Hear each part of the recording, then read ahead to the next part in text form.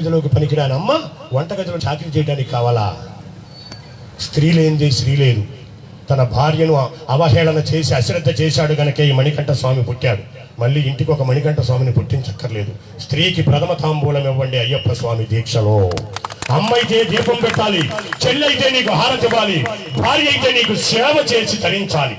నువ్వు మాల వేసుకోవడానికి గడ్డం పెంచావు, మాల వేశావు, గుడ్డలు మార్చావు, శరీరం పెంచావు, ముఖాన్ని ఇంత ముందు లేని బొట్టు పెట్టావు, టోటల్ గా నీ ఆకారం మారిపోయింది.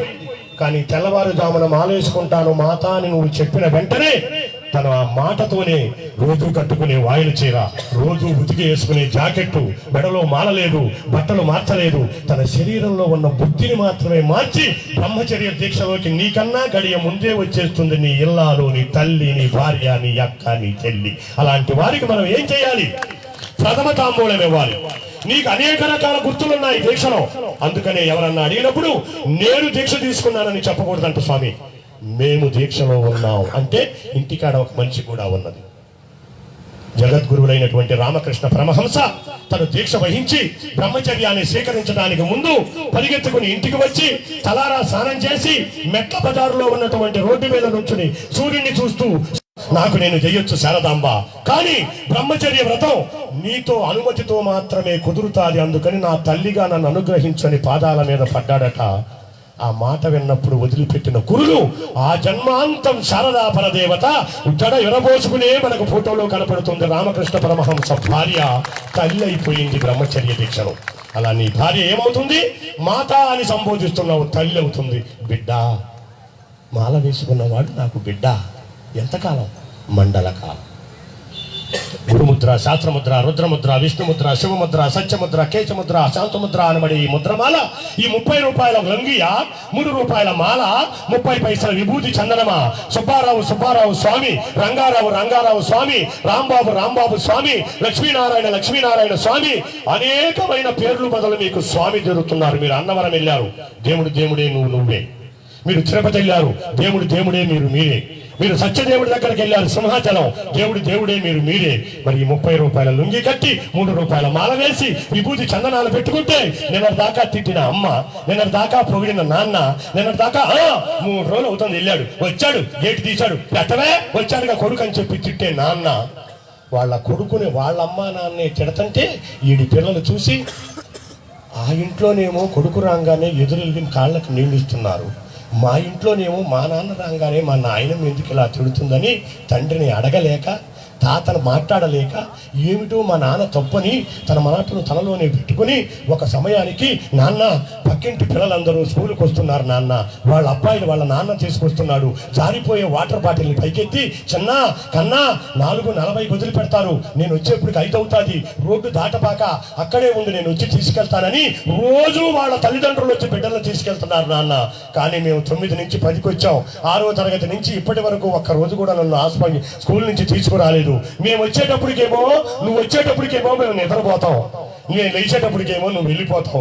ఏంటి నానా నీ ఉద్యోగం అని చెప్పి తల్లినో తండ్రినో అడుగుతుంటే వీడికున్న దుర్వ్యసనాలు చెప్పలేక, నేను ఫలానా ఉద్యోగం చేస్తున్నానమ్మా, ఎయిర్ ఫోర్స్ అమ్మా అంటే గాలికి తిరగటం, ఎయిర్ ఫోర్స్ లో ఉన్నానమ్మా అని చెప్పలేక తల వంచుకుంటే ఇలాంటి భర్తను కట్టుకుని తన కన్న బిడ్డల చేతే ప్రశ్నింపబడుతున్నానని చెప్పి భార్య పౌడి చెంగు తడిచిపోయి ఉంటుంది. ఇప్పుడు ఎందుకు? కన్నీళ్లతో భర్తను అదమాయించలేక, పెరిగే బిడ్డలకు సమాధానం చెప్పలేక, తల్లిదండ్రుల యొక్క కోపానికి గురై వాడింట్లోనే వాడు దొంగతనం చేసే స్థితిలో ఉన్న ఎంతో మందిని ఒక ఫైనల్ మార్నింగ్ వాడి మనసు మారి గురుస్వామి దగ్గరికి వెళ్ళి చండపగిరిపేట శివాలయంకు రంగడగుడిలో ఉన్న అయ్యప్ప స్వామి గుడికి వెళ్ళి గురుస్వామి మాలవేయమని అడిగితే గురుస్వామి తన శక్తిని దారపోసి తన ముందు నుంచున్న వాడిని బిడ్డగా తలిచి గురుముద్ర, శాస్త్రముద్ర అనబడే 108 పూసలు కలిగిన మాలని మెడలో వేస్తే నిన్న తిట్టిన నాన్న, నిన్న తిట్టిన అమ్మ, నిన్న ప్రశ్నించిన తండ్రి నిన్నటిని మర్చిపోయి గేటు తీసి నీకు హారతులిచ్చి స్వామి వస్తున్నాడు, దేవుడు వస్తున్నాడు, మనిషి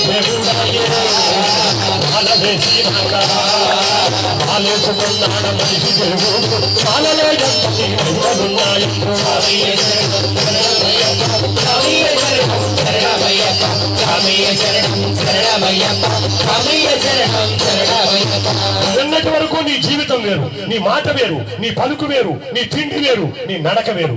కానీ తెల్లవారుజామున ఒక్కసారి నీ మాట నడక అన్ని మారిపోయాయి. స్వామి అనగానే ఒంటిలో ఎన్ను పూసలో చలి బయలుదేరతారు. నిన్న తిట్టింది అమ్మ, ఇవాళ ఆరతిస్తుంది అమ్మ. 40 రోజులు నిన్ను దేవుణ్ణి చేసింది, 41 రోజు ఇరుముడి కట్టింది, 42 రోజు బస్ ఎక్కించింది, 49 రోజు తిరిగి ఇంటికి వచ్చారు. కర్మజాలకు ఆదివారం వస్తే ఆదివారం సాయంత్రం మాయమవుతున్నావు, మంగళవారం దాకా మళ్ళీ కనపట్టలేదు. అమ్మ అబ్బాయి ఇంటికి వచ్చాడు కదా అంటే వచ్చాడు పెన్నాం ఆదివారంగా. వాళ్ళంతా ఫోన్ చేశాడు, హలో కమింగ్ సార్ అన్నాడు. 40 రోజులు నీ మెడలో పాము లాంటి మాలతో నువ్వు దేవుడు అయ్యావు. 49వ రోజు ప్రాకుడు మెట్ల మీద జారిపడినట్టు మళ్ళీ వెళ్ళి ఆ కుట్టుకాడికి వెళ్ళి పడిపోయేవరే.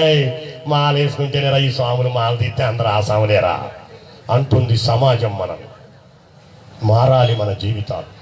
ఒక్కసారి మాల వేసుకుంటే నీ జీవితంలో వచ్చిన చైతన్యం, ఒక్కసారి మాల వేసుకుంటే నీ జీవితంలో వచ్చిన మార్పు మెట్టు మెట్టుకు పెరిగినట్టు అలా మెట్టు మెట్టుకు పెరిగి కొబ్బరి చెట్టుగా మారి నువ్వు సమాజానికి ఉపయోగపడరా అని చెప్పి 18వ యాత్ర చేసిన వారికి కొబ్బరి చెట్టు ఇచ్చింది శబరిమల యాత్ర దీక్ష.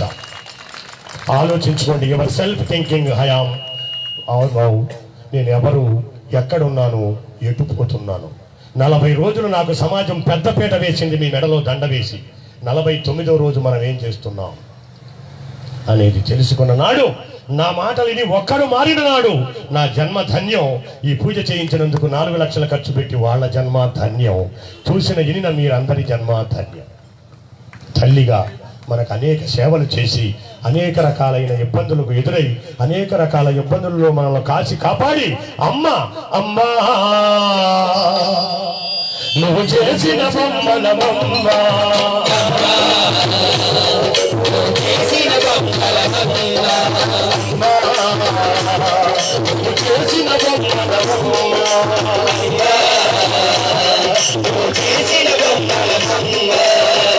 నాడు నీవు తిన్నావమ్మ,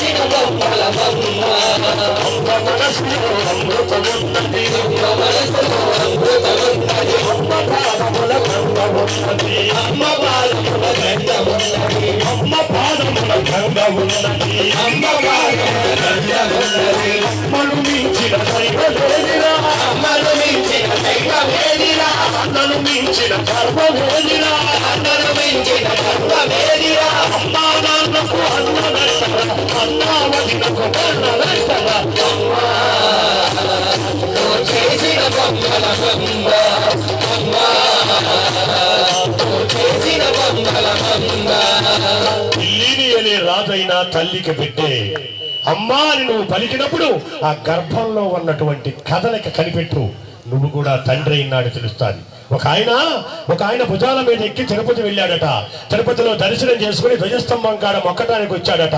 అప్పుడు పక్కన ఉన్న ఆయన అడిగాడట, ఏరా పిల్లోడా దేవుడిని బాగా చూసావా అని. చూశాను కానీ తాతయ్య, దేవుడు దర్శనమైన తర్వాత కానీ నాకు తెలియలేదు.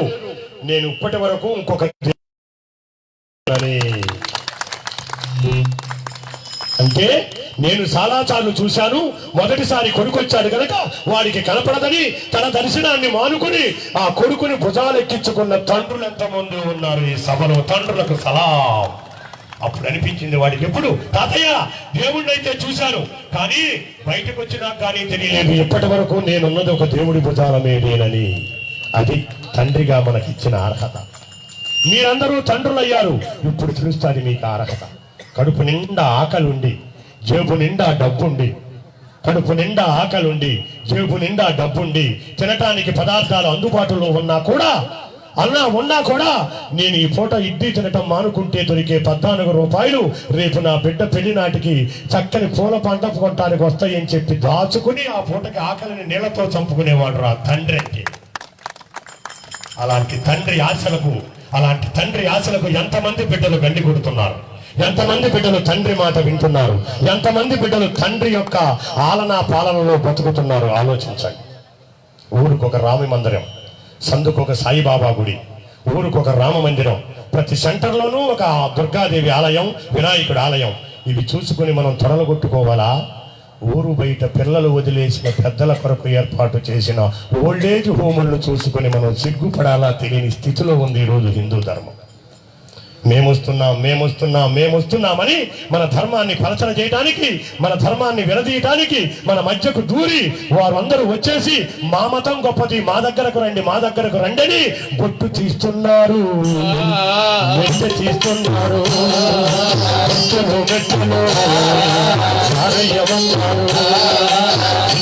ధర్మాన్ని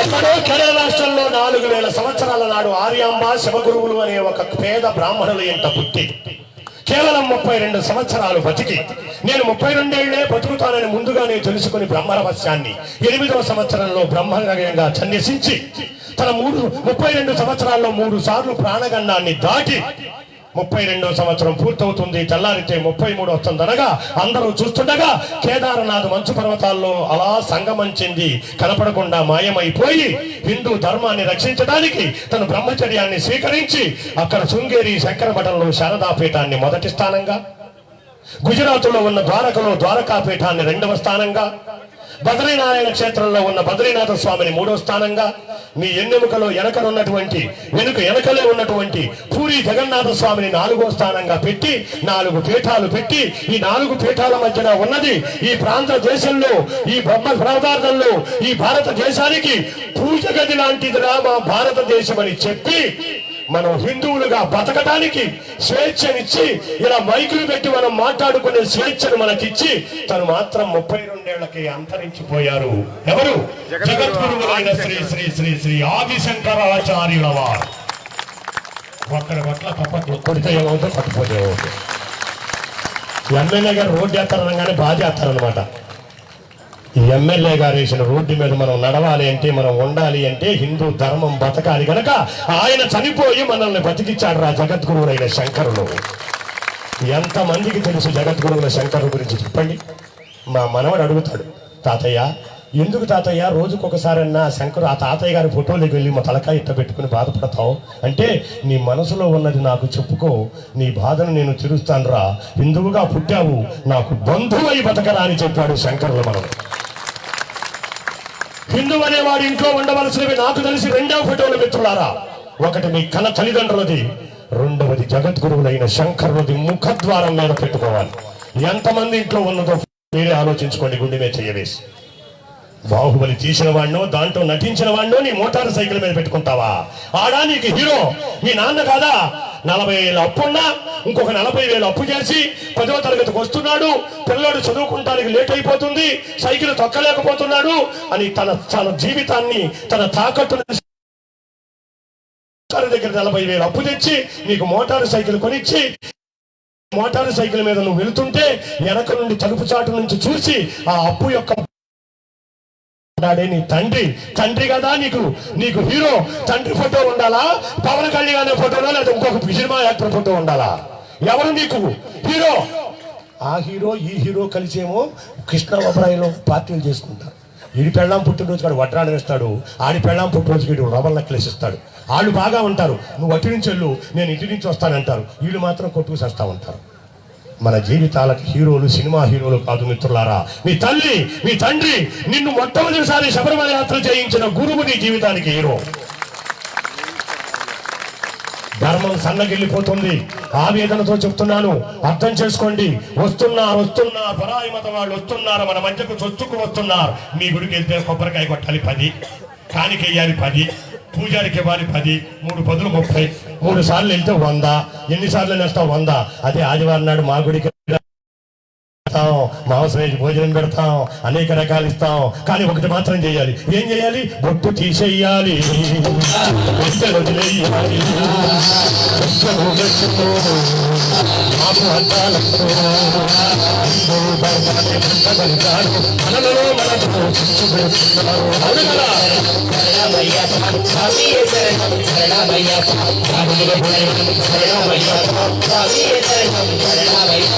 హిందూ ధర్మంలో లేనిది ఏమున్నదని మిత్రమా పరుగులెత్తుతున్నావు? నీ ధర్మంలో లేనిది ఏమున్నది? ఆ మతంలో అనేక రకాల సూత్రాలు, అనేక రకాల కాంట్రాక్టులు. పురుషుడు స్త్రీ ఒకటవటానికి వేరే అక్కర్లేదట. ఇద్దరు కలిసి అగ్రిమెంట్ రాసుకుంటారట. ఒకే క్వార్టర్లో ఉంటారట.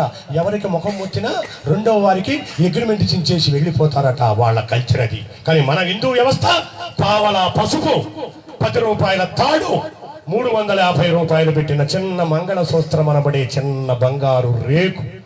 పురుషుడు నిలబడి స్త్రీ కూర్చుంటే తెర మధ్యలో పెట్టి తెర తీసి మాంగళ్యం తంతునానేనా మమ జీవన హేతునామని చెప్పి మంత్రం చదువుతుంటే, మంత్రం చదివేటప్పుడు వేసిన మొదటి ముడికి తల్లిదండ్రులను, రెండవ ముడికి అన్నదమ్ములను, మూడవ ముడికి ఇంటి పేరును గోత్రాన్ని మార్చుకుని మీ వెంట వస్తున్నారే త్రిమూర్తులు. వాళ్ళు మన జీవితాలను ఉద్ధరించిన మహాదేవతలు. బియ్యంలో నుంచి రాళ్లు వేరు చేయవచ్చు, అన్నంలో నుంచి గంజిని వేరు చేయవచ్చు, ఇసుకలో నుంచి తైలాన్ని వేరు చేయవచ్చు, బంగారంలో నుంచి రాగిని వేరు చేయవచ్చు, కోడిగుడ్డులో నుంచి పిల్లను వేరు చేయవచ్చు. కానీ ఒక్కసారి రెండు కలిపి మద్దన చేస్తే జీవితంలో ఏ సైన్సు విడదీయలేనిది, ఏ ప్రొఫెసరు వేరు చేయలేనిది జీలకర్ర బెల్లము అనే 2 పదార్థాలను కలిపి మస్తకం అనే బ్రహ్మరంధ్రంలో తమలపాకుతో పెట్టి తెర తీసి ఒకరి ముఖంలోకి ఒకరు అరాఘడియ చూసుకోవాలట. అంటే 1.5 నిమిషం చూసుకోవాలట. తీసినప్పుడు పురుషుడు చూస్తాడట, నువ్వా నా జీవితాన్ని ఉద్ధరించి నన్ను ఒక ఇంటి వాణ్ణి చేసి ఒక సమాజంలో ఒక బిడ్డకు తండ్రి చేయటానికి వచ్చిన దానివి నువ్వా? ఎంత త్యాగం చేశాడు మీ నాన్న. బంగారం దానమిచ్చారు, ఆవుని దానమిచ్చారు, భూమిని దానమిచ్చారు.